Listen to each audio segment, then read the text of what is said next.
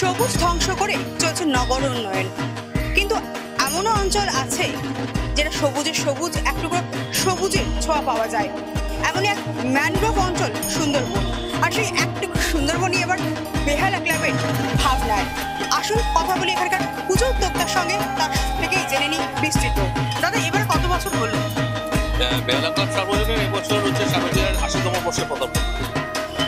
আর আমি দেখতে পাচ্ছি যে এখানে একটু আরণ্য থিমের নাম, মানে একদম অরণ্য বা বন প্রকৃতির ছোঁয়া রয়েছে, চারদিকে গাছে ঘেরা। একটু ডিটেলে জানবো। আদিতে তো মানুষ ছিল আরণ্যকে। এখানে যেটা আমরা করতে চেয়েছি সেটা হচ্ছে যে অরণ্য যাপন, মানে বাঘ আর মানুষের যে সহাবস্থান সুন্দরবনে প্রত্যন্ত অঞ্চলে বা জায়গায়, তো সেই যে যন্ত্রণা বা জীবন যুদ্ধ, সেইটা নিয়েই আমাদের এখানে একটা গল্প আকারে বলা হয়েছে যে যেখানে বাঘ আর মানুষ দুজনেই দুজনের প্রতিবেশী।